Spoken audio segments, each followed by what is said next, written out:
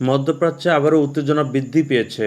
ইরানের একটি গুরুত্বপূর্ণ সামরিক ব্যক্তিত্বকে হত্যা করা হয়েছে এমন দাবি করেছেন ইসরায়েল। ইসরায়েলের প্রতিরক্ষা মন্ত্রী ইসরায়েল কাৎজ জানিয়েছেন, ইসরায়েলি বাহিনীর একটি বিমান হামলায় নিহত হয়েছেন ইরানের আইআরজিসির নৌবাহিনীর প্রধান আলী রেজা তাংসিরি। তিনি দাবি করেন, এই হামলা ছিল পরিকল্পিত এবং নির্দিষ্ট লক্ষ্যকে কেন্দ্র করে পরিচালিত।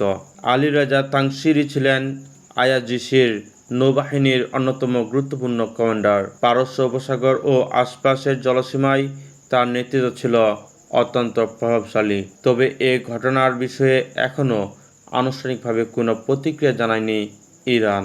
বিশ্লেষকরা বলেছেন, যদি এই দাবি সত্য হয় তাহলে এটি মধ্যপ্রাচ্যের নতুন করে সংঘাতের ঝুঁকি বাড়াতে পারে। ইতিমধ্যে ইসরায়েল ও ইরানের মধ্যে উত্তেজনা দীর্ঘদিন ধরেই বিরাজ করছে।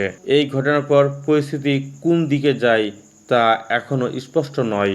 তবে আন্তর্জাতিক মহল নজর রাখছে পুরো পরিস্থিতির উপর। আরও আপডেট পেতে আমাদের সাথেই থাকুন।